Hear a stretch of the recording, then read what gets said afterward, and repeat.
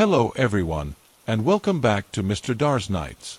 I know many of you use these videos to relax or fall asleep, so before you drift off, leave a comment and let me know where you're listening from.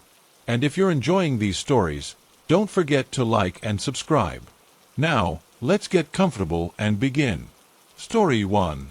The wind rolled in low and salt-heavy, like the breath of a sleeping giant curled along the Adelaide coast. It whispered through the dunes and left the tips of the grasses trembling, brushing against the shoes of a man lying motionless on Somerton Beach. No one knew when he had arrived there. He wasn't there when the sun rose, and yet by the time morning warmed the sand, he had settled into his final pose, as if the sea had gently placed him there, a quiet offering to the waking world. He wore a suit, perfectly pressed, shoes shined to a mirror-black finish, as though he had prepared himself for a meeting he would never attend. His hands were resting by his sides, his head propped against the sea wall, and his eyes were closed. Not in pain, not in fear, simply closed. It wasn't until a pair of cyclists passed that anyone noticed him. They slowed, thinking perhaps he was drunk or unconscious. But when one of them nudged his foot and felt the stiffness setting in, the mood shifted. The laughter faded. A shadow moved across the sand and stretched over the man's body like a veil. The police were called, the tide kept moving in its rhythm, and the man did not stir. The authorities arrived quickly, and as they leaned over the man in the suit, they found no immediate signs of injury. No bruising, no cuts, no blood. His face looked calm, almost peaceful. His clothes bore no name tags, no identifiers. Inside his pockets, they found a train ticket unused, a bus ticket, a comb, a half-empty packet of chewing gum, a pack of cigarettes, but the brand inside didn't match the box, and a small piece of metal twisted into a tool. And then, the strangest thing. Hidden deep inside a fob pocket, rolled tightly and almost invisible, was a small slip of paper. The edges were frayed. The words were in faded ink. 2 words only. Tamam shud. Finished. It was a Persian phrase, famously concluding the Rubaiyat of Omar Khayyam, a book of poetry about the fleeting nature of life, love, and the certainty of death. The man had no wallet, no identification, no hat, which was unusual for the time. His dental records matched no one in the region. His fingerprints echoed into silence in every database they checked. It was as though he had arrived from nowhere, walked into the edge of the world, and let himself be erased. He became the Somerton Man. News spread fast. A mysterious dead man, elegantly dressed, lying on a public beach with no cause of death. No name, no origin, just a cryptic phrase tucked away like a final whisper. Newspapers splashed his photograph across front pages. Tips came pouring in. None of them led anywhere. The body was taken to the city morgue, where pathologists began their slow dissection of the man's secrets. His heart was strong. His stomach, they noted, contained a meat pie, perhaps his last meal, and something else. Something odd. A strange congestion, as if something toxic had moved through him without leaving a trace. No poison was detected. No foreign substances. Yet the way he had died suggested he had been put to sleep, gently, but permanently. Some said it was a suicide. Others believed it was a murder, an untraceable one. Something sophisticated, like curare or digitalis, agents that could vanish from the bloodstream within hours. But that was speculation. There was no evidence. Only a body. And a note. Finished. They embalmed the man to preserve what they could, then began the second part of the puzzle, finding out who he was. Posters went up. Thousands of people visited the morgue to view his face. Some claimed to recognize him. A dock worker said he looked like a man who once shipped out of Fremantle. A waitress said he reminded her of a customer who never left a tip. None of these leads lasted more than a breath. Then, a break. A suitcase was found in a cloakroom at the Adelaide railway station. It had been left there the day before the man was discovered. Inside were clothes. Again, all tags had been removed. A sharp knife, a pair of scissors, a screwdriver, a stenciling brush, and a spool of orange thread, a particular shade not sold in Australia at the time. Who was this man who traveled light, dressed well, removed all labels, and carried tools but no identity? Why would he carry a book of Persian poetry, and not the book itself, but a fragment of it? And why that line? Why those words? Tamam should. The detectives held their breaths and followed the thread. Literally, the orange thread became a clue. Investigators traced it to a rare manufacturer in the United States, suggesting the man had either traveled there or acquired it from someone who had. Then came a twist, the kind of turn that feels more like a ghost shifting its weight than a real break in a case. A local man, hearing about the case, came forward with a copy of the Rubaiyat. He said he had found it in the back seat of his car, parked near Somerton Beach, on the very night the man had been discovered. He had assumed it belonged to someone else, left behind. He had never opened it. When the police examined the book, they found a torn section, exactly where the phrase Tamam should have once been. It matched the paper found in the man's pocket. But there was more. On the inside back cover, faintly etched into the paper, were letters. A code. A tangled string of capital letters, some doubled, some not. No known cipher matched it. Cryptographers at the time tried every known method. Military code breakers, linguists, mathematicians. None could decipher it. It read like a dying thought, a jumble of meaning wrapped in secrecy. Some suggested it was a personal shorthand, a memory aid. Others claimed it was an intelligence cipher, proof the man was a spy. And behind the code, a phone number. That number led the investigators to a quiet street in Glenelg, just blocks from where the man had been found. A small house. A young nurse lived there. Her name, redacted for privacy in the records, has been lost to time. When shown the man's plaster cast, a death mask made before burial, she visibly flinched. Pale. Shocked. She claimed not to know him. But her reaction said otherwise. Further digging revealed she had once owned a copy of the Rubaiyat herself. She had given it to a man she had known during the war. A man named Alfred Boxall. The investigators rushed to track Boxall down, convinced they had found the identity of the Somerton man. But Boxall was alive, healthy, working at a bus depot in Sydney. And he still had the book, with her inscription in the front. So who was the man on the beach? Was he someone else connected to the nurse? A jilted lover? A warning to keep quiet? A mistake? The case grew colder by the week.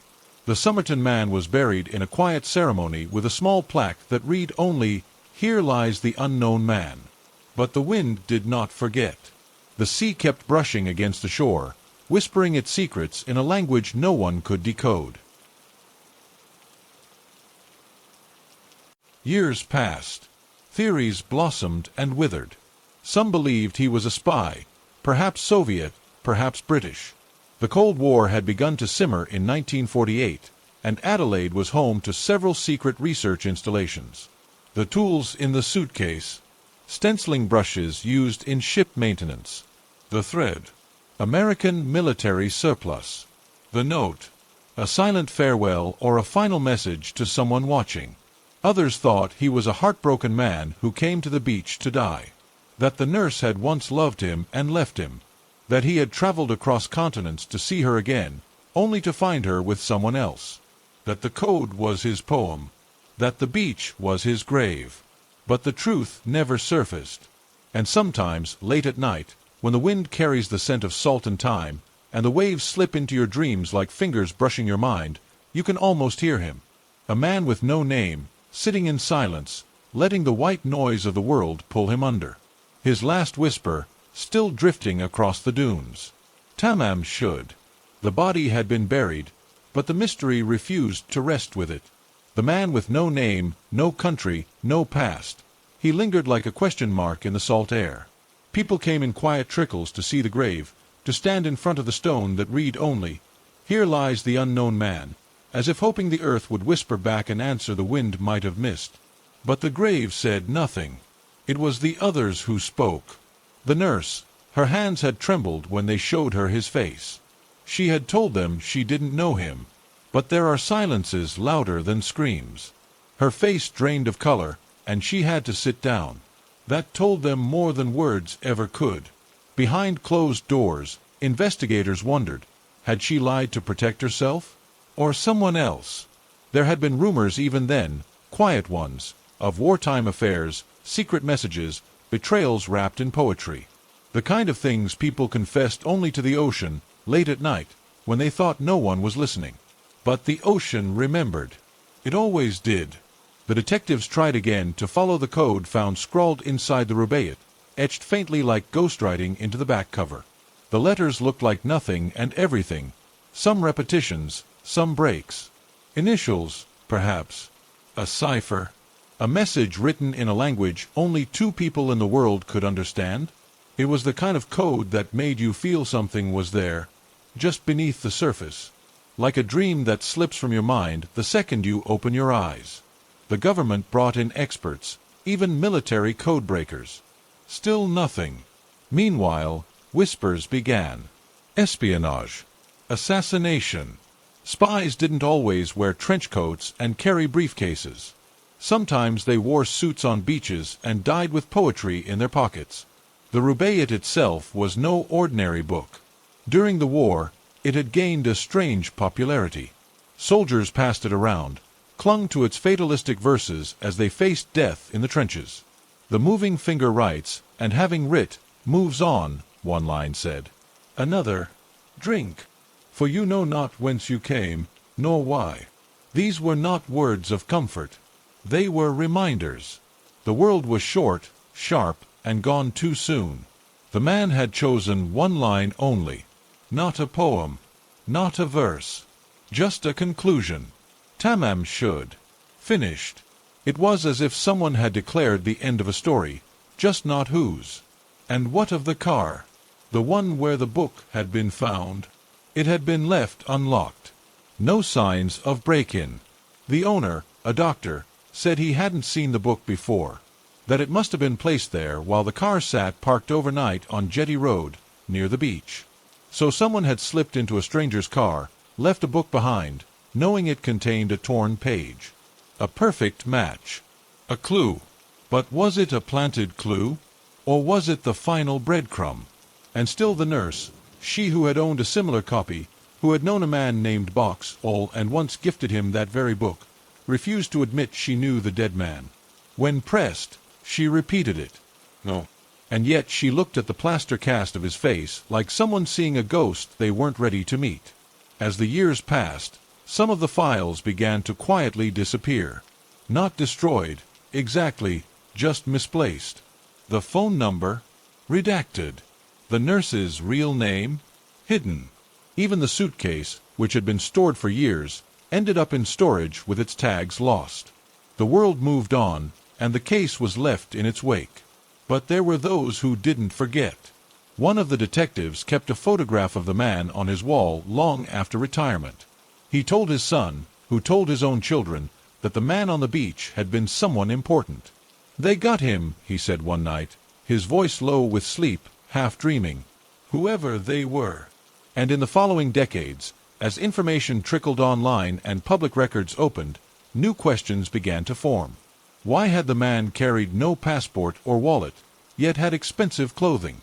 Why did all his tags appear to be deliberately removed? Why were the labels inside the suitcase cut away, even from the lining? And what of the tools? The scissors, the knife, the thread. Why would a man on a beach need them? Were they the remnants of his trade? A sailor? A merchant? Or tools of another kind, one suited for sabotage, for secrecy? Then came the stranger discoveries. The rare thread inside his coat matched precisely with a particular item found in the suitcase. A spool of waxed orange thread, used in military garment repair. And while not sold in Australia, it had been stocked by American military bases in the Pacific. The man's calf muscles, according to the coroner, were unusually developed, particularly for someone with otherwise average physique. Like a ballet dancer, one report said. Or a long-distance runner, or a paratrooper. None of it fit neatly. Then, decades after the case had gone cold, the body was exhumed. For years, his grave had stood as a symbol of the unsolvable. But now, with technology no one had imagined in 1948, there was hope. DNA.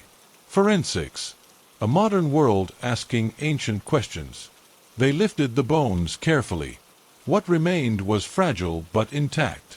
The suit had turned to dust, the shoes to flakes. But the teeth, the hair, the bones held memories. And from the bones, a profile began to form. It led to connections. Cousins. Family trees. Entire branches of ancestry lifted from old registries and cross-checked through thousands of records. One name began to rise to the surface: Carl Webb. A man from Melbourne, an engineer, who had disappeared around the same time the Somerton man appeared. A man with a tangled personal life, a missing paper trail, and an abrupt end to his story. Could Carl Webb have left Melbourne, come to Adelaide, and died alone on the beach? His family said it was possible. There had been unrest. A quiet departure. A man who could vanish if he wanted to. But again, the pieces refused to click perfectly. Carl had been married. He had a sister. He had a job. Yet no missing persons report had ever been filed. If it was Carl Webb, why would no one look for him? And what of the nurse? When records resurfaced, some named her Jo Thompson. She had lived a modest life, stayed in the same house for many years, and never publicly acknowledged any connection to the Somerton man. But privately, her family told a different story. That she had been haunted by him. That she kept a box of old letters. That her son, Robin, had been a dancer, with calves like coiled springs, just like the man on the beach. And when photos were compared, side by side, Robin's face and the death mask, there was something. Not identical, but close. Enough to make you pause. Enough to make you wonder. Theories bloomed again like flowers after a storm. Was the Somerton man Robin's father? Had he come back to see his son, to meet him from a distance, never knowing if he would be welcomed? Had he died by choice, knowing he could never step into the life he had once abandoned? Or had someone else made that choice for him? The coroner's report had suggested poisoning, but left no evidence. A possible heart failure, induced by an unknown agent.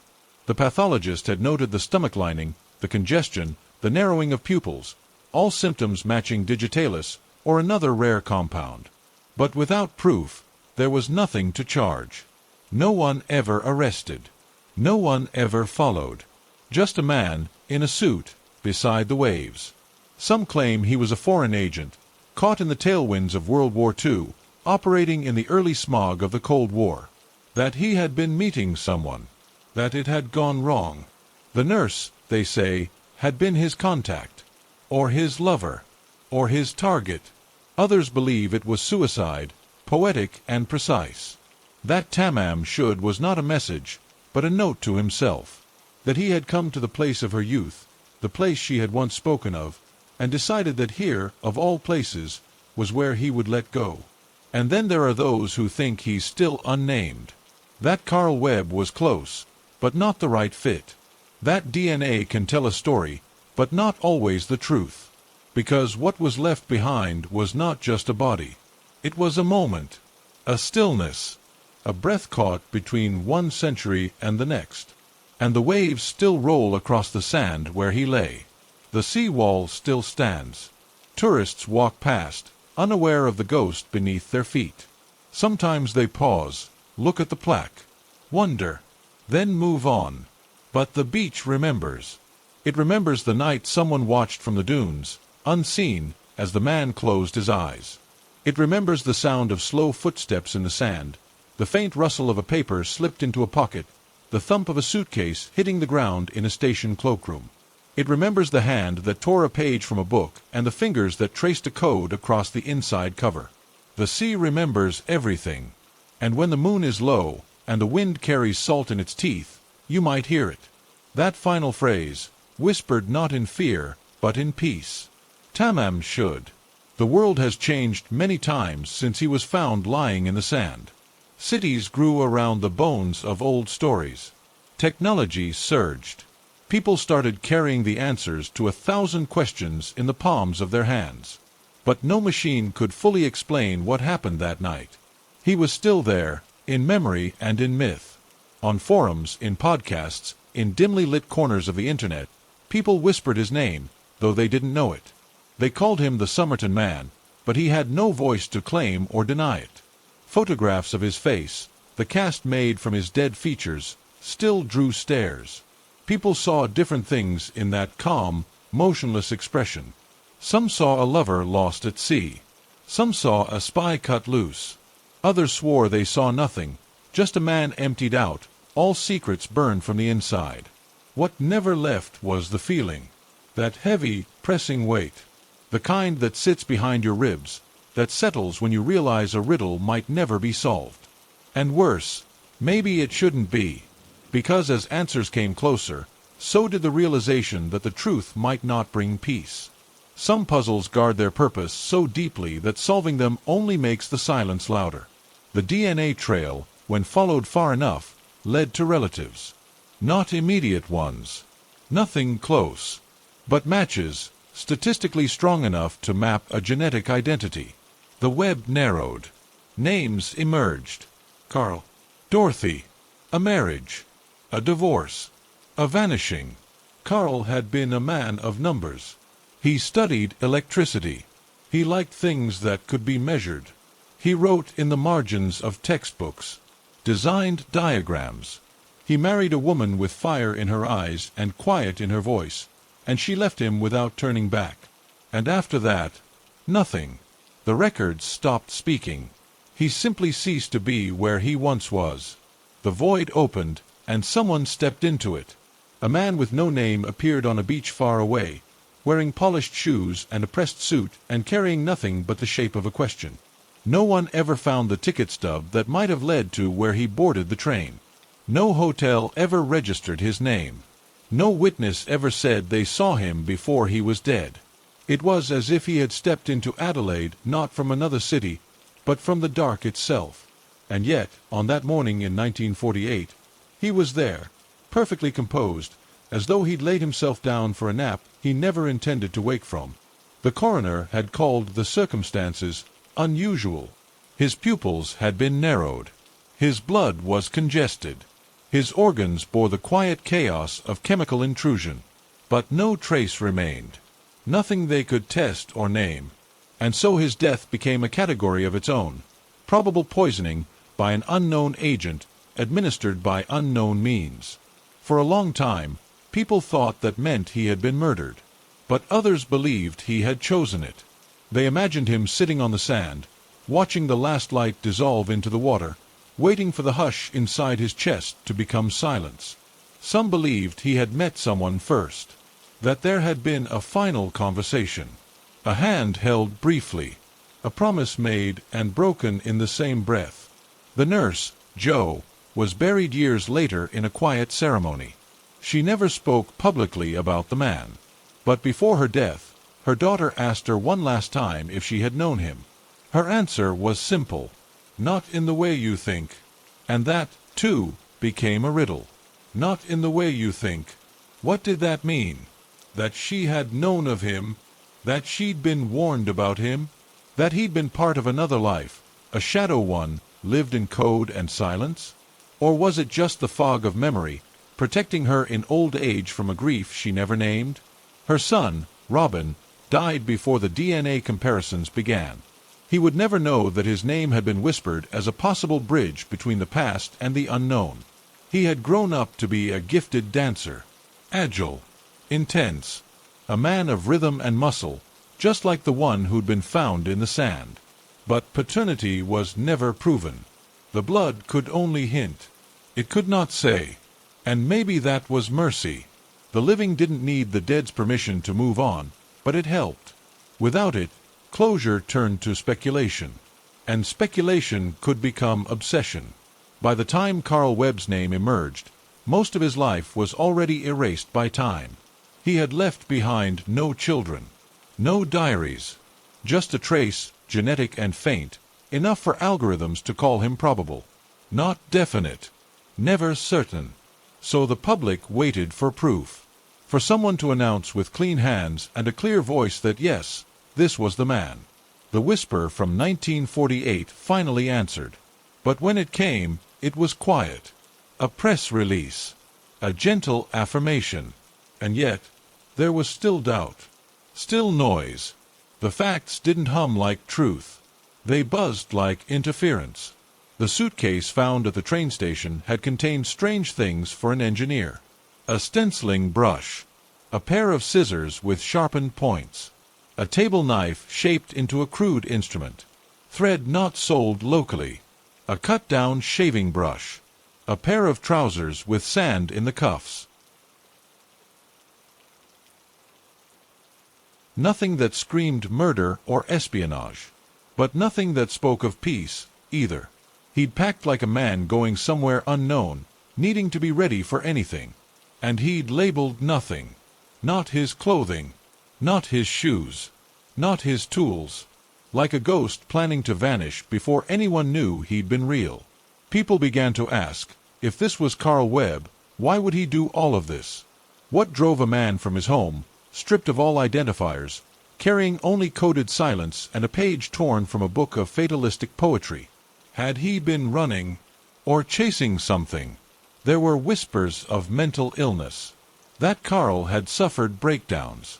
That his marriage had crumbled into something sharp.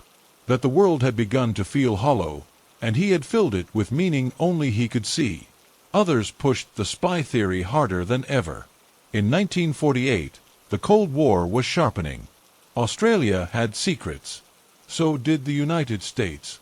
And Carl, if that was him, had worked in electrical engineering, an industry close to innovation, close to military contracts. He might have known something. He might have been followed, or recruited, or silenced. The code in the book had never been cracked.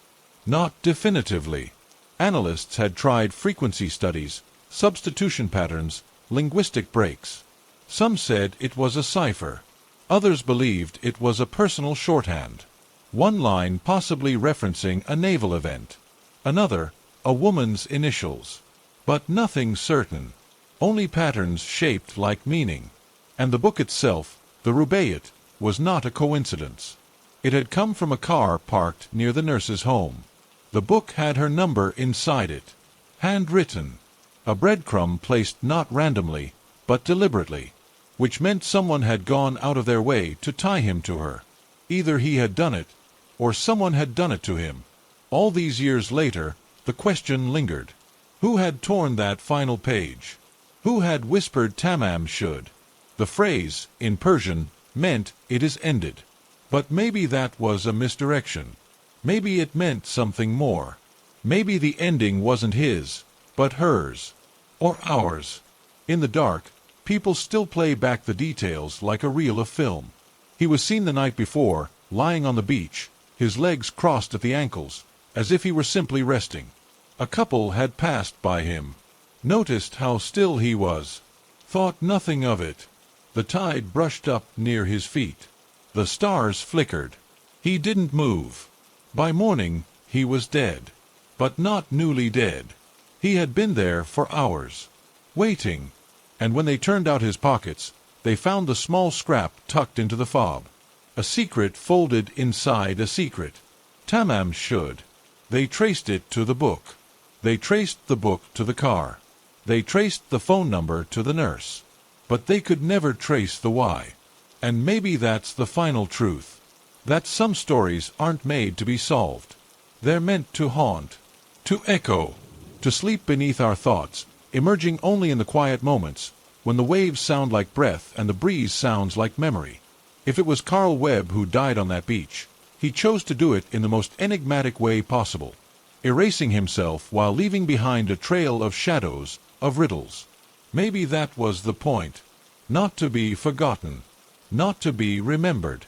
But to linger. A puzzle the world would never finish. A whisper with no mouth.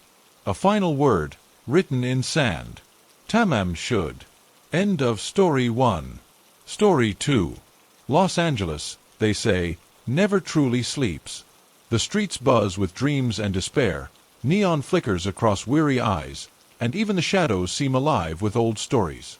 On the corner of South Main Street, where the city's pulse slows to something quieter, something darker, there stands a building that has seen too much. The Cecil Hotel. It was never just bricks and mortar. It was a memory trapped in time. A faded grandeur choked by tragedy. And once, just once, it tried to whisper something it hoped we'd understand.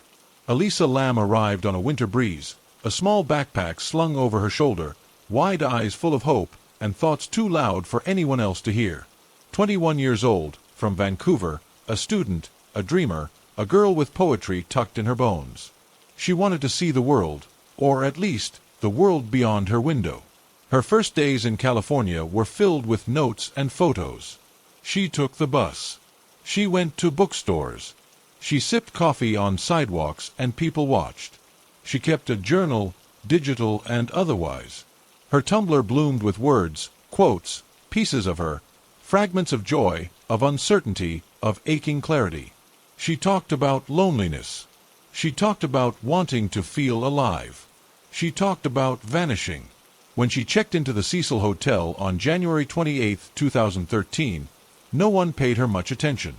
Just another traveler. Another passing ghost. They gave her a shared room at first, but her roommates asked the front desk if she could be moved. Something about her behavior unsettled them. Something too intense, too erratic. The hotel didn't ask questions. They never did. They just gave her a room of her own on the 5th floor. A quiet corner where the lights flickered more than they should have. Elisa wandered through the hotel in the late hours. Sometimes barefoot, sometimes humming, sometimes standing in the hallways like she'd forgotten where she was going.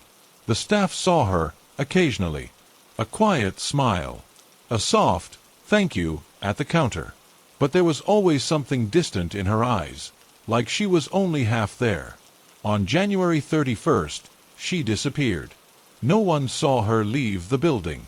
Her phone calls home stopped. Her online presence went dark. And the city, with all its noise and light, seemed to swallow her whole. The police came. They searched the building, the surrounding streets. Dogs sniffed the hallways, their claws clicking against the aging tile floors. But they found nothing. No trace. No sign. As if she'd vanished into the walls. 2 weeks later, in the absence of leads, the LAPD released a piece of surveillance footage from one of the hotel's elevators. It was the last known sighting of Elisa Lamb. The video was grainy, time-stamped, and utterly strange. Elisa steps into the elevator. She's wearing a red hoodie, shorts, sandals. She presses several buttons on the panel. And then, she waits. The elevator doesn't move. She peeks her head out into the hallway. Steps out. Looks left. Right. Then darts back in. Presses more buttons. Hides in the corner. Moves her hands in odd patterns. Talks, perhaps to herself, perhaps to someone unseen. At times she seems afraid. At times, curious. At times, completely disconnected from the world around her. Eventually, she steps out of frame. The elevator doors remain open. Too long. Far longer than they should. As though the building itself were holding its breath. The footage spread across the internet like wildfire. Millions watched. Analyzed. Rewound. Slowed it down. Brightened it. Darkened it. Everyone had a theory. Some thought she was hallucinating. Others said she was on drugs. Some whispered of ghosts, of demons, of the hotel's cursed past catching up with another innocent soul. But theories were wind. What followed was something far worse. Guests began to complain about the water. Low pressure. A strange color. An odd taste. Maintenance was called. The tanks on the roof needed checking. A man climbed the narrow metal stairs, unlocked the hatch, lifted the heavy lid. And there, floating in the darkness, was Elisa Lamb. Naked. Lifeless. Her clothes sunk beneath her. Her body bloated from the water. Her eyes empty, staring into something no one else could see. The water she lay in had fed showers, sinks, drinking glasses. No one ever really recovered from that knowledge. The police ruled it accidental. Drowning, they said. No evidence of trauma. No signs of sexual assault. Toxicology reports were inconclusive. She had stopped taking her prescribed medication or had taken too little. Her bipolar disorder was noted. Her mental health quietly blamed. But the questions lingered. How did she get onto the roof? The doors were locked. Alarmed. Only staff had access. There was no clear way to the water tanks without tripping a security measure or being seen. The lid of the tank was heavy. Could she have opened it herself, slipped in, and then closed it behind her? And what about the elevator footage? What was she seeing? Who was she hiding from? The answers were never found. Only silence. And the Cecil Hotel refused to speak. They tried to rebrand the building, change its name, redecorate. But paint can't cover history. And the walls of the hotel, its pipes, its foundation, they remember. Even now, years later, people speak her name in whispers. They say her spirit lingers in the elevator. That late at night, if you press the buttons just right, the doors will stay open. Too long. Far too long. And if you listen closely, really listen, you'll hear a girl talking softly in the hallway. Alone. Lost. Looking for a way out. But there is no way out. Not from the Cecil. The building watches. The building waits. Elisa's story is not the only one the hotel keeps. But it is the one that echoes the loudest. Because it doesn't end with an answer. It ends with a question. Where did she go in those missing minutes? What did she see? What pulled her up to the roof and into the water? And what did she whisper to the darkness just before she slipped beneath the surface? The Cecil knows. But it won't tell. Not yet. Not until someone else comes looking. And listens too closely to the silence. There are buildings that breathe. Not with lungs or breath, but with memory. And the Cecil Hotel, crumbling at the edges of downtown Los Angeles, seemed to inhale sorrow and exhale silence. It wasn't just Elisa Lam's tragedy that haunted its bones. It was the way the air changed after she vanished. The way the wallpaper seemed to curl tighter. The way every hallway echoed a little longer than it should. After Elisa's body was found in the rooftop tank, the world turned its eyes to the hotel. Reporters buzzed like flies. Online forums brimmed with speculation. Paranormal investigators unpacked their gear, while skeptics rolled their eyes. But in the background, behind all the noise, the hotel remained still. Watching. Waiting. Some guests left immediately. Others stayed, disturbed but oddly drawn in. The front desk tried to maintain order. A polite smile. A tight voice. Yes, we've heard the rumors. No, we don't allow roof access. Yes, we've improved security. But you can't upgrade something that never wanted to be modern. Room 506, where Elisa had stayed, was closed off. Temporarily, they said. But the staff stopped going near it. Housekeeping claimed the lights flickered on by themselves. That taps ran when no one was in the bathroom. That sometimes, late at night, the elevator would stop on 5, without being called. And those who took the elevator, if they weren't too nervous to try it, spoke of strange things. That it felt colder inside than anywhere else in the hotel. That the buttons didn't always respond. That the ride down was always smoother than the ride up. Like something wanted to keep you there, rooted, unwilling to rise. A man named Marcus checked into the Cecil 2 weeks after the story went public. He was a former journalist, burned out, chasing sleep he hadn't known in years. He didn't care about the headlines. He didn't flinch at the stories. He just wanted quiet. But the Cecil never gave quiet. Only something that looked like it. He requested a room on the 5th floor. He said he liked being high up, closer to the sky. They gave him room 508, 2 doors down from where Elisa had stayed. He didn't know. They didn't tell him. The first night, the air felt strange. Not cold exactly, but heavy. like the atmosphere was thicker than it should have been, like walking through old smoke or invisible water. He slept with the window cracked, trying to breathe easier. The sounds of the city drifted in.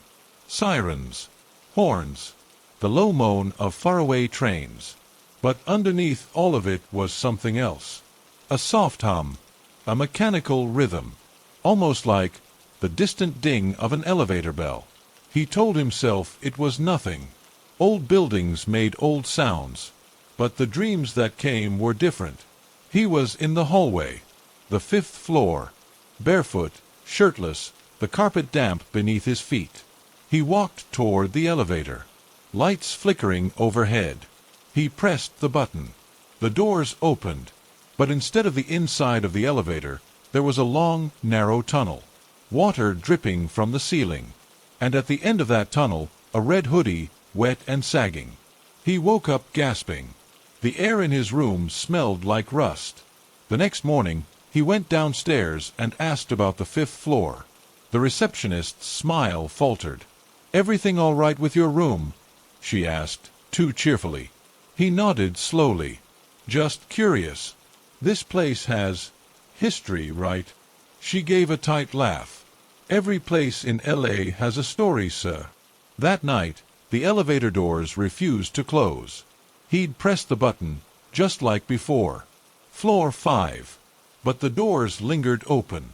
Long seconds ticking by. He tapped the close door button. Nothing. He leaned out, peering into the hallway. No one there.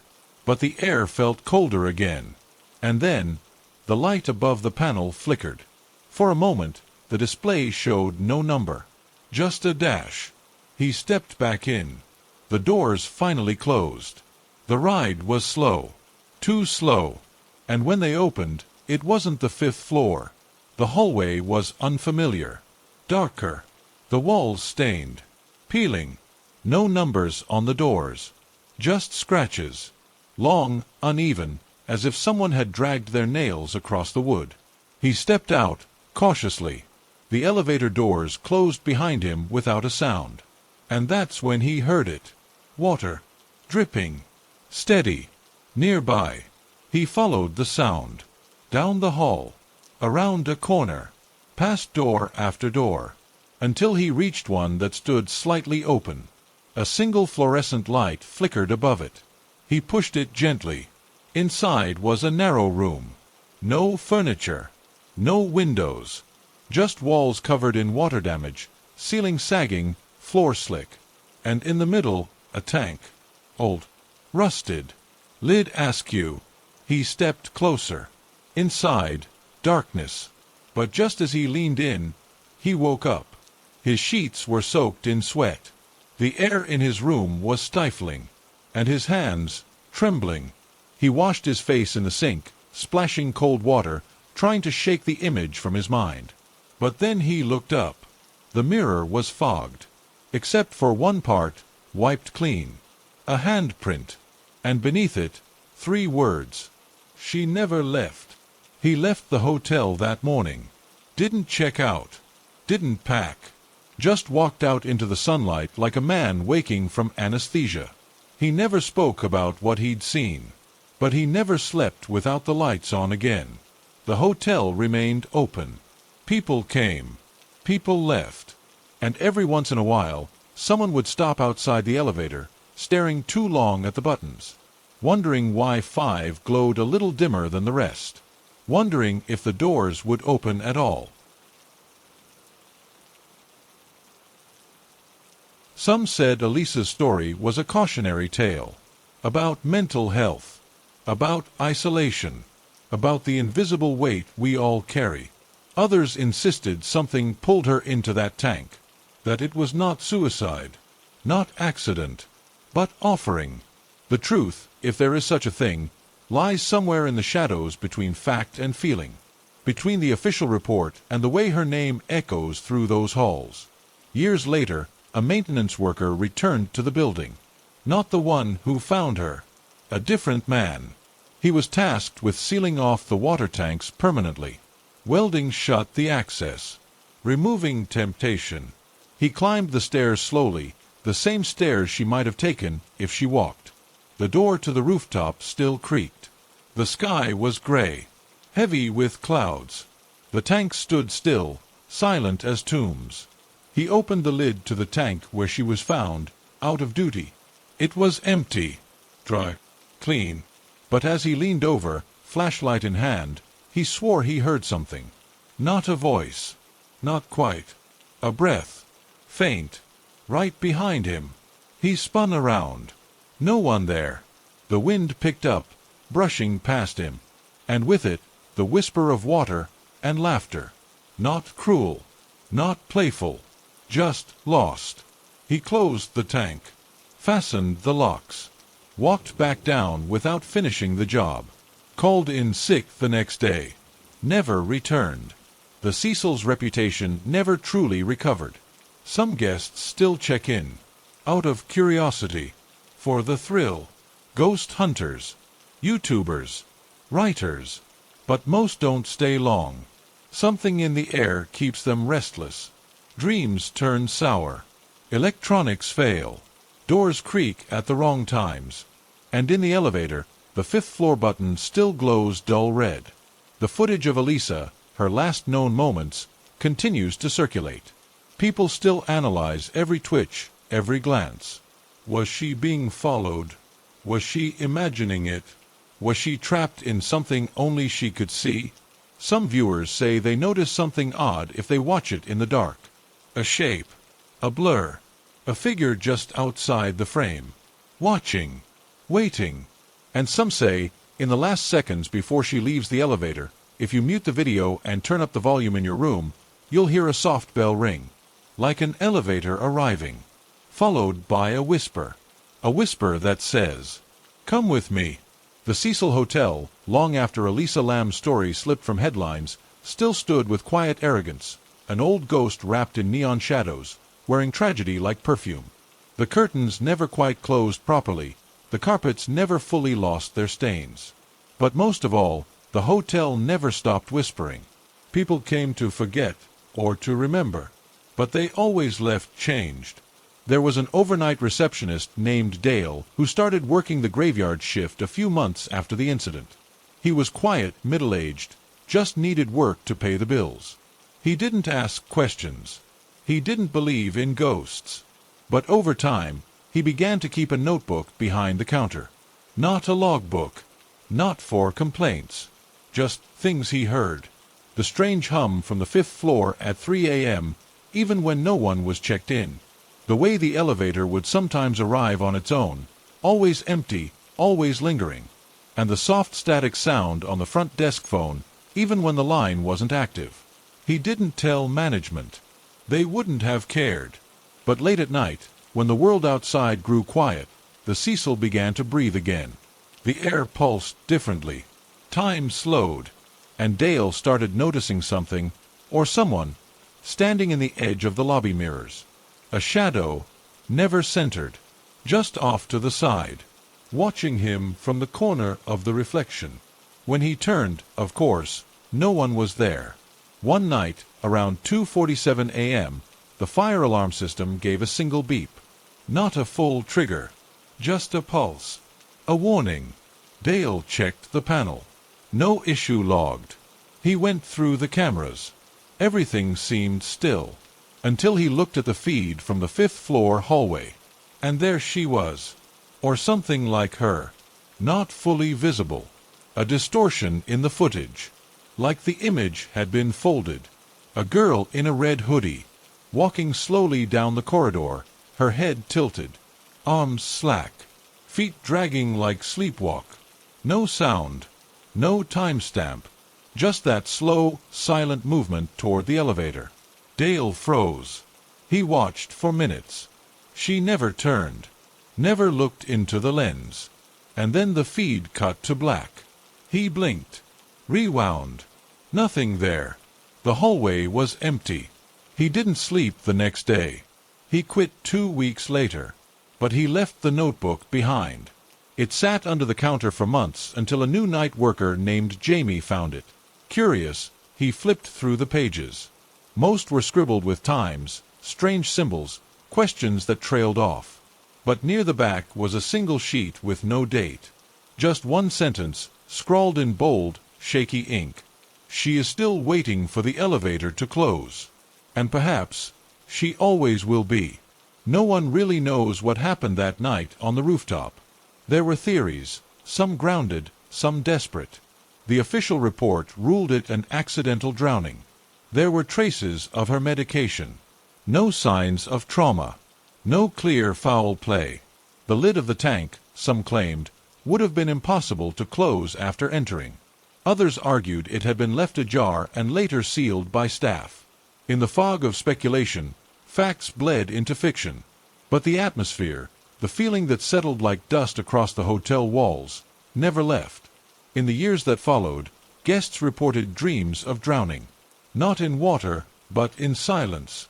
Dreams where they floated above the city, watching it vanish building by building, until only the Cecil remained, towering over a black ocean that lapped at the streets.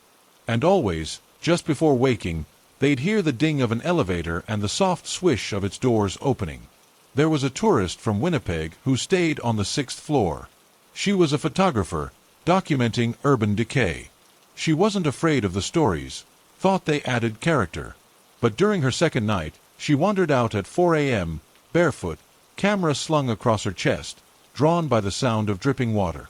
She found herself outside the elevator, instinctively pressing the call button. It opened immediately. Inside, it was dark.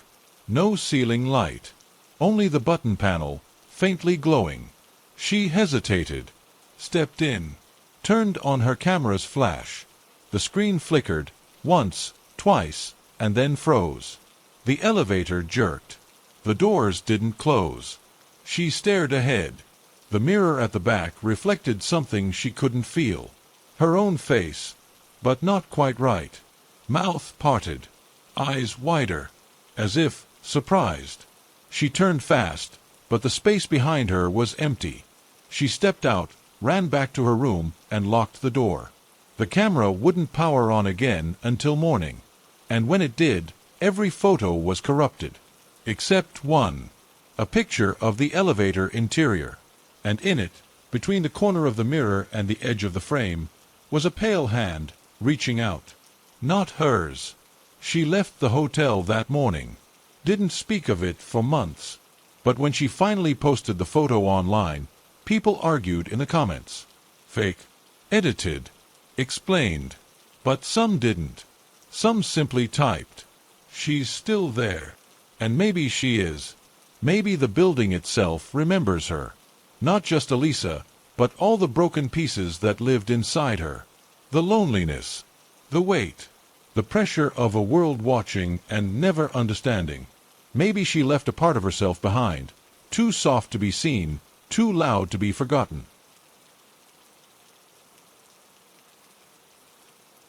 Because even today, if you walk past the Cecil at just the right hour, when the sun dips and the streets thin, you might feel something pull at your steps. An urge to look up, to stare at a window, to listen for something just beneath the surface. And sometimes, if you're very quiet, you'll hear it.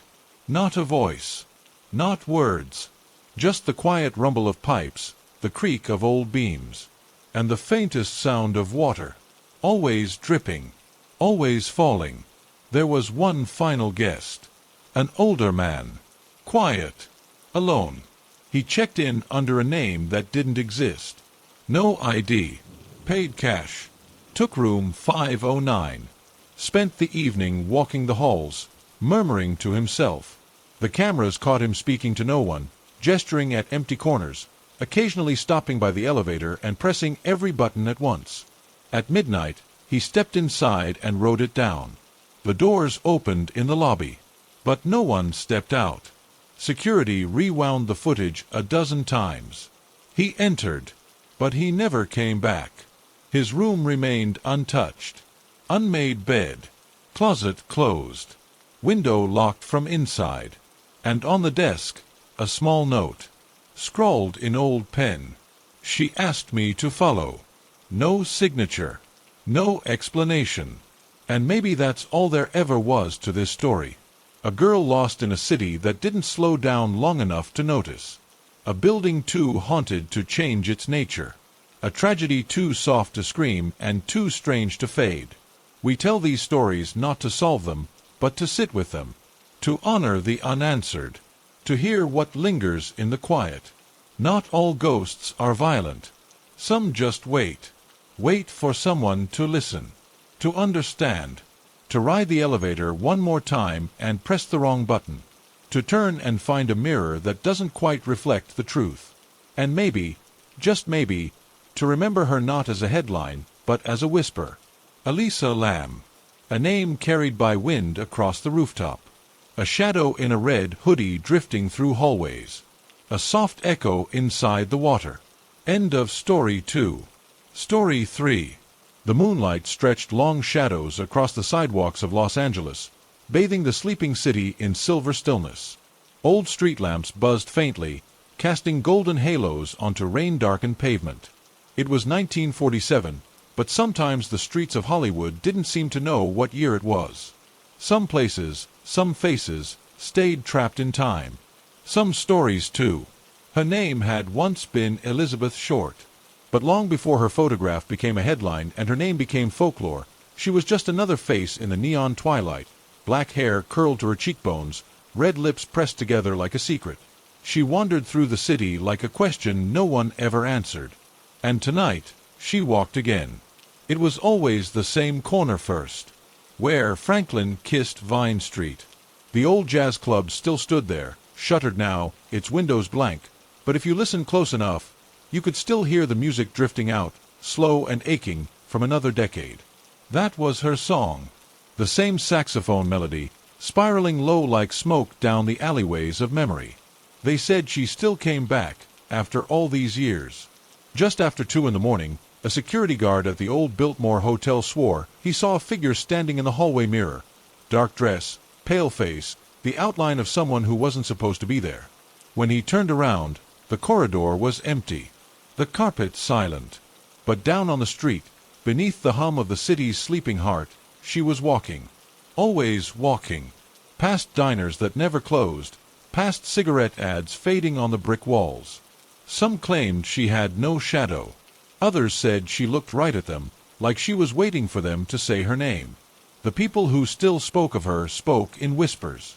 They said she wandered between 2 lives, one where she was still just a girl from Massachusetts, dreaming of movie screens and telegrams from casting agents. And the other, where she was no longer dreaming. Where the world had turned its back and left her alone on the edge of some dark decision. But no one knew for sure. No one had ever asked her. There was a detective once, long retired now. He used to keep a photo of her on his desk. Not the newspaper one. A different one. One where she smiled like she didn't know how the story ended. He never solved it. He said the city swallowed her up, just like it had done with so many others. But sometimes, he thought he saw her reflection in the window of his car, waiting at a red light. Just for a moment. Just long enough to feel like she had something left to say. And maybe she did. Because every year, around the same night in January, people would see her again. Not clearly. Not all at once. A flash of black silk turning a corner. The sound of heels on old tile. The scent of violet perfume where no one had passed. She had become a rumor tied to a tragedy, but the tragedy had become something else entirely. She was no longer a victim, no longer just a headline.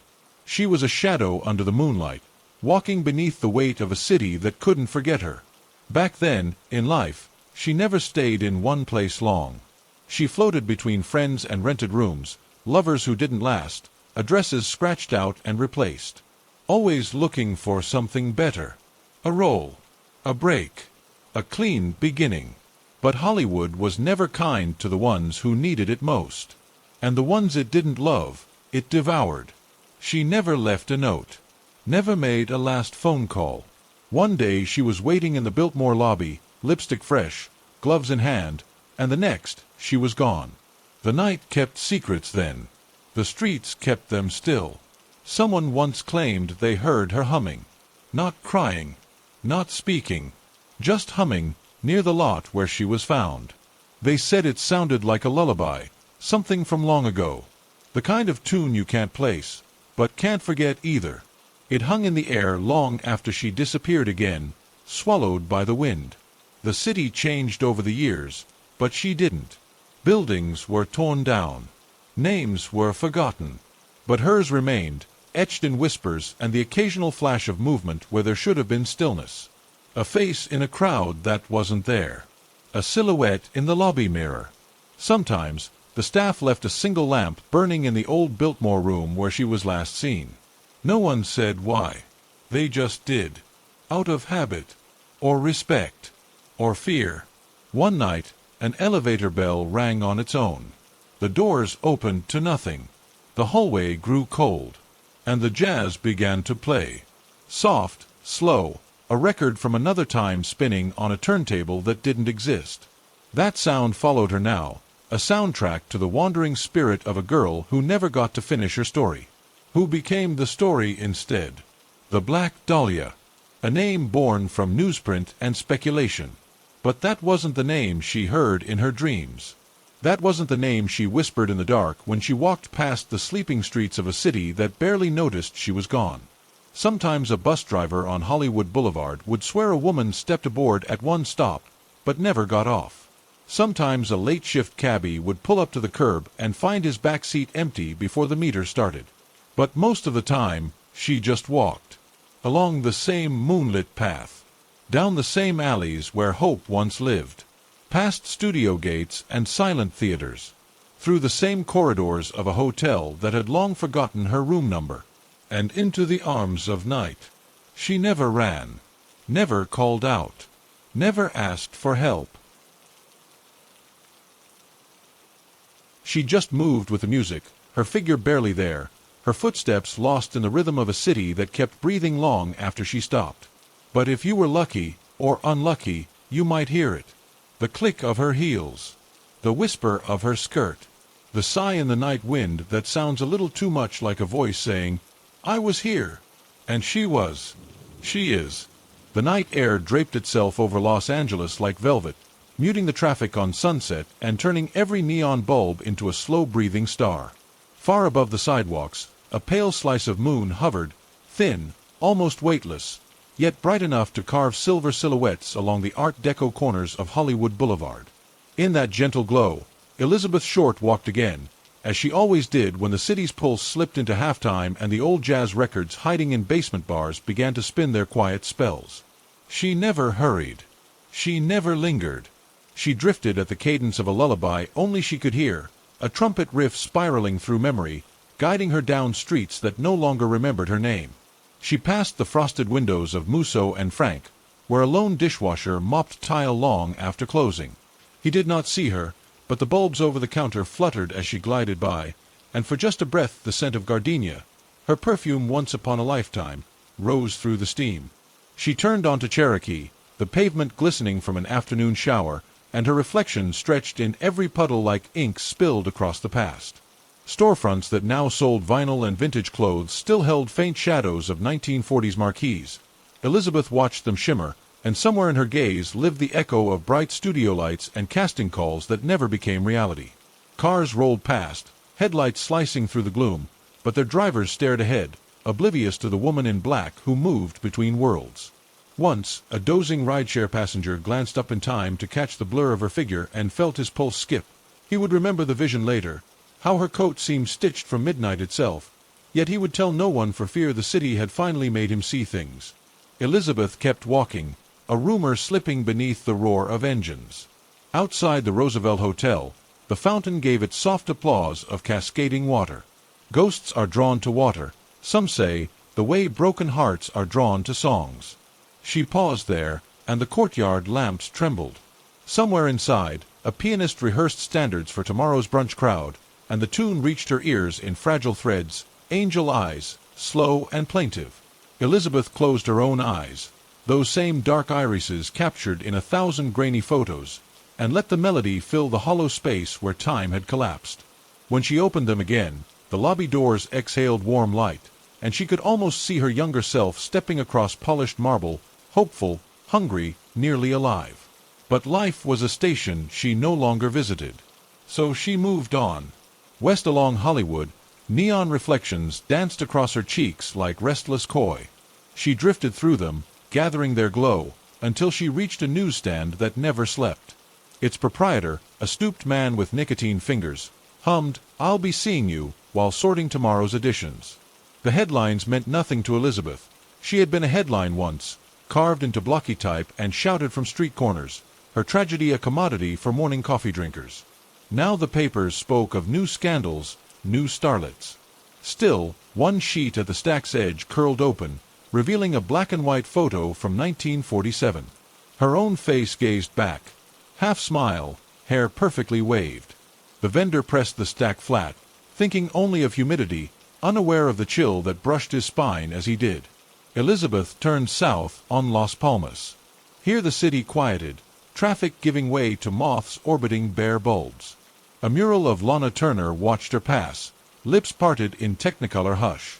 Elizabeth lifted a hand, fingers nearly brushing the painted cheek, and the street lamp above flickered out, a wink, perhaps, between actresses separated by life and death. She left the mural in darkness and slipped into the alley behind the Vogue Theater, where the scent of old celluloid still clung to cracked bricks. Rats ceased their rustling as she moved. Even they, creatures of night, paid deference to this older resident of shadow.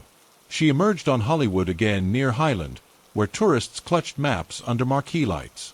None noticed the chill that drifted between them, though a child tugged his mother's coat and pointed at nothing until she hushed him.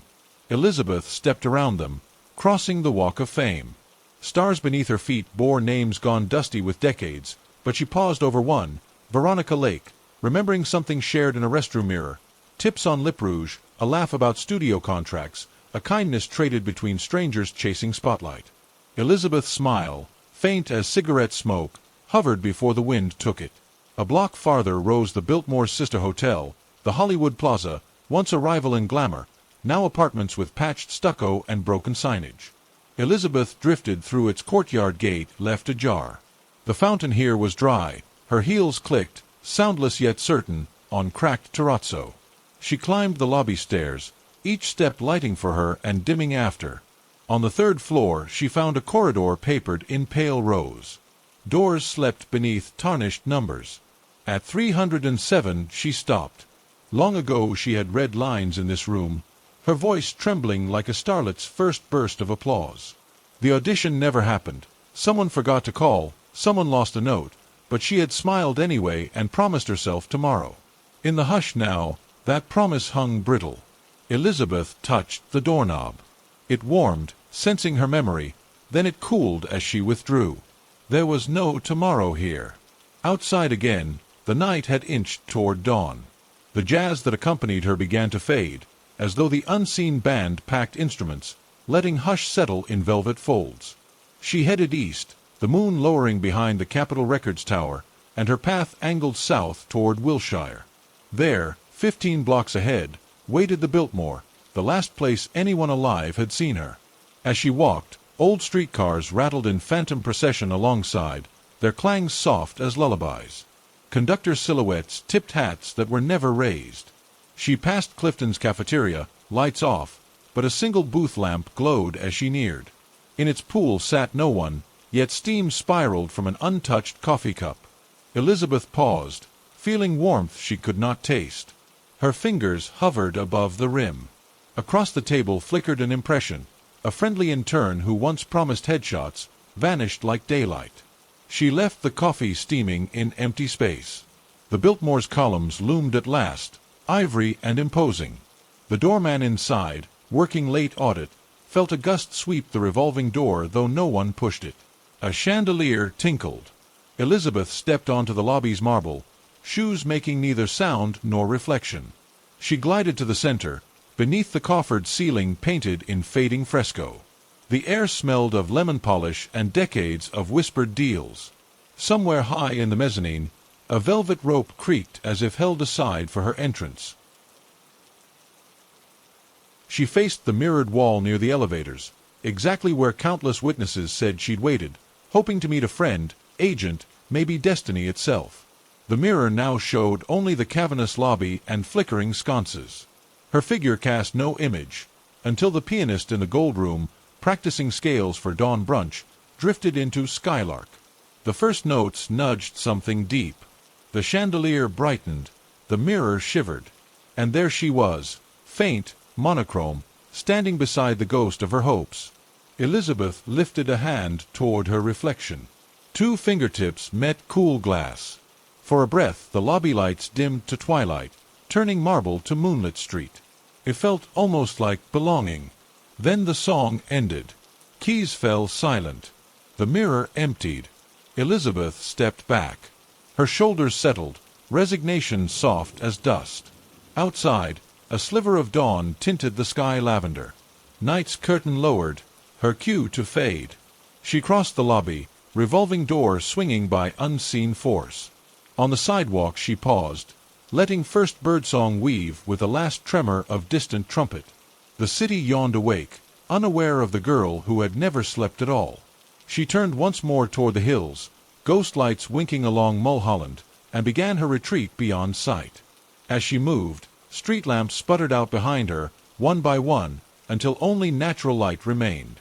When the final lamp winked dark, Elizabeth Short vanished with it, leaving a hush that smelled faintly of gardenias and jazz. But some part of her lingered, a ripple in the glass doors, a soft hum in elevator cables, a tremor in a security guard's heart as he looked up and saw nothing. Somewhere a gramophone needle lifted, ending a record no listener remembered starting. Somewhere a child, half awake, heard footsteps outside that never echoed. And somewhere, beneath the brightening sky, Elizabeth Short looked over her shoulder at a city that had promised her everything and given her legend instead. She offered it no anger, no sorrow, only an enigmatic half-smile. Then she stepped into the last pool of moonlight shrinking along Fifth Street, and the light closed after her like pages of a forgotten script. Mr. Darsnight's whispers now that it is time to close your eyes. Let the soft hiss of a needle at record's end guide you toward sleep, while Elizabeth's silhouette slips beyond the silver horizon. Hear the trumpet fade, the city sigh, the hush settle, and dream gently, for the Black Dahlia has finished her moonlit walk, and the night, for a little while, is at rest. The streets were darker now, the kind of deep quiet that clings to cities just before the sun's edge peaks over the skyline. The concrete still held the chill of the evening, and even the ever-burning neon signs had begun to flicker out one by one, like the city was slowly blinking into sleep. In that hush, Elizabeth Short returned to the place where stories ended and legends began. She moved like a breeze, slow and uncertain, through the Koreatown backstreets, past dim-lit storefronts with metal gates rolled halfway down and laundry lines that swayed like soft pendulums in the air. Here, nobody looked up. Nobody watched the girl in the black dress with the silent shoes.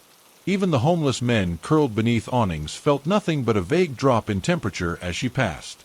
She turned onto South Norton Avenue, a quiet residential stretch far from the camera flashes and crowds. No marquees lit the street, only dim porch lights and the occasional creak of a weathered rocking chair. The world here had changed since the 1940s. The palm trees stood taller, the lawns manicured by strangers, the houses painted fresh shades of beige and white. But underneath, the ground remembered. Beneath every sidewalk square was a layer of silence that never fully left. And Elizabeth could feel it. She paused at the curb of a vacant lot. The grass had grown patchy. A new real estate sign jutted from the dirt like a gravestone. She stepped forward, the fog collecting around her ankles like ash. There were no fences, just whispers. And the whispers knew her name. This was the place where her body had once been found. A reporter long ago described it as posed. The way her arms were stretched out, the precision of it all, like someone had wanted the discovery to be an unveiling, a statement, a symbol. But to Elizabeth, there was no poetry in it. Only silence. Cold. Abandonment. She didn't remember the pain anymore. Ghosts rarely did, but the stillness was etched into the ground. And as she moved across it, the grass seemed to flatten under invisible weight. No one screamed anymore. There were no flashing cameras, no shocked mothers shielding their children. Just the wind, gentle and steady, brushing against her dress. She stood there for a while, unmoving, the horizon paling behind her. not looking down, but out, toward the city that had once promised her dreams and gave her headlines instead. Then she turned. Not away, but inward, into the memory. Because the city didn't just take her name. It took her final steps, her final hours. And now, Elizabeth walked them again, tracing her way backward through the timeline, not to solve anything, not to haunt, but to remember. To remind. A hotel room, cheap, quiet, rented by the night. The wallpaper peeled at the corners. There were lipstick-stained cigarettes in the ashtray and a torn envelope on the nightstand. No return address. Just initials written in sharp slashes, a name only she recognized. She stepped through the doorframe, and the scent of jasmine soap and old tears filled the space like a fog. She had waited here once, a coat over her lap, shoes kicked off at the edge of the bed, watching the window as cars passed beneath. He had said he'd meet her. Said he had something for her. A new beginning. She didn't know if it was a role, or an escape, or maybe just kindness. But the idea of it was warm, and she had held it in her hands like a matchstick flame. The kind of hope you only carry when you're used to letting it go. She crossed the room now, the floorboards sighing under no weight, and knelt at the bed. The coverlet still bore the folds from that night. Her shadow, if she'd had one, might have stretched along the wall like a reel of film burned halfway through. But there was no light left to cast it. She stood and walked out. Downtown, the alleys were quieter than ever. Trash bins tucked themselves in corners. Stray cats paused mid-prowl to watch the space around them ripple with invisible footsteps. A figure no one could see leaned briefly on a brick wall, the same wall where she'd once steadied herself, unsure whether to turn back or go forward. She didn't know what waited in the dark car idling at the curb. She didn't know if this was just another bad decision, another man with soft promises and hard intentions. But she climbed in. The city had long since forgotten his face. The suspects came and went. Doctors, actors, drifters, men with strange letters and strangers with matching scars, but none of them stayed. They vanished beneath the layers of rumor and fog, beneath redacted case files and aging detectives whispering into the void. Elizabeth never named him. Not out loud. Maybe she didn't know his name. Maybe that was the point. But the car kept moving. Past intersections that looked all the same, beneath flickering street lamps, through industrial districts where steam rose from grates and the night smelled of iron and gasoline. No words were exchanged. Just silence. And then, eventually, the city disappeared. Replaced by quiet lots. Abandoned homes. A place where screams could be heard but never remembered. The car stopped. She stepped out. And then, the memory ends. The truth, it seems, wasn't meant to be kept. It slipped between the cracks of time and asphalt, buried beneath theories and scripts and black and white photographs. It was consumed by the myth, devoured by the name they gave her in death. The Black Dahlia. A name wrapped in perfume and violence, in contrast and contradiction. She was not that name. She was Elizabeth. The girl who laughed too hard at auditions, who borrowed dresses she couldn't afford, who danced with strangers on rooftops just to feel the wind in her hair. The girl who mailed letters to her mother pretending everything was fine. The girl who thought tomorrow might be different. And in the final hour of night, that girl walked Hollywood once more. She passed through shadows of marquees that no longer played the films she dreamed of starring in. She crossed footprints in front of Grauman's Chinese theater, her own absent from the cement but present in every crack between the stars. She glided past a man sleeping on the pavement, wrapped in yesterday's headlines. He stirred, dreaming of someone he lost, whispering a name he'd never said aloud. The streets began to hum again. The hum of morning. Street sweepers brushing the curbs, donut shops lighting ovens, the first bus groaning awake. Elizabeth's form began to dim, like a radio signal drifting out of range. The first golden threads of daylight spilled over the tops of buildings and stretched toward her, but the sunlight never touched her skin. She did not belong to the day, only to the night. And so, as the city stretched and blinked inside, Elizabeth Short turned her final corner, away from the street she had once danced down in heels, away from the motel that never knew her name, away from the story that still plays out in books and scripts and dusty police files. She walked into the last shadow. A soft, cool one. The kind that makes you feel like you've stepped into a dream that someone else left open. And then, she was gone.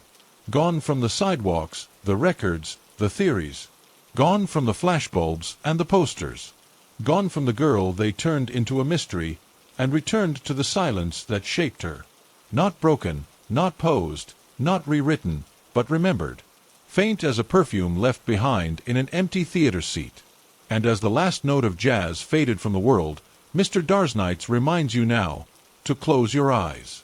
The Dahlia walks no more tonight. Let the city fall silent. Let the curtains draw closed. Let the moon dissolve. The story has ended. Sleep well. And as the last echoes of Hollywood's forgotten dream drift into silence, you're still here, with me, in the quiet. If this story found you in the stillness of the night, leave a like, and let me know where you're listening from. Your support keeps these whispers alive. Subscribe to Mr. Darsnights for more haunting tales, where the past walks softly, and every shadow has a story. Until next time, turn down the noise, close your eyes, and sleep well.